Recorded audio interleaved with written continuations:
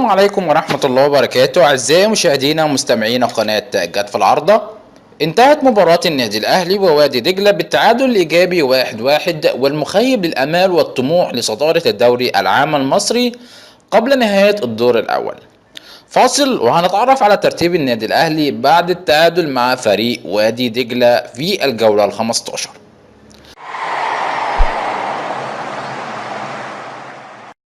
حيث استطاع فريق وادي دجلة المتكتل دفاعيا في الشوط الأول ومنتظم هجوميا ودفاعيا في الشوط الثاني أن يحصل على نقطة التعادل من فريق النادي الأهلي الذي سيطر على كافة أرجاء الملعب كسيطرة سلبية فقط كلعب عرضي دون اللعب في العمق بسبب تكتلات دفاعات فريق الدجلاوي، بالإضافة في البطء وفي إنهاء الهجمة وإهدار الفرص.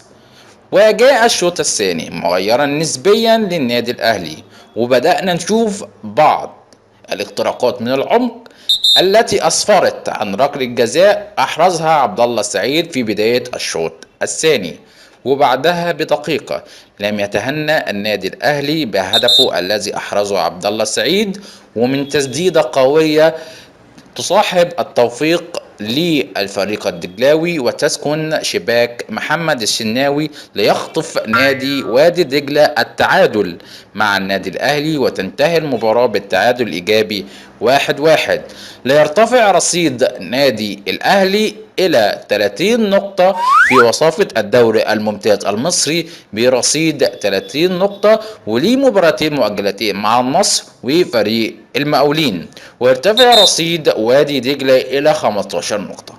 الأهلي إن شاء الله يلعب المباراة القادمة مع فريق بتروجيت وده هيكون يوم الجمعة 29/12/2017 الساعة 6 مساء. في النهاية نتمنى منكم تعملوا لنا لايك وشير على صفحاتكم وتعملوا لنا اشتراك على القناة، والسلام عليكم ورحمة الله وبركاته.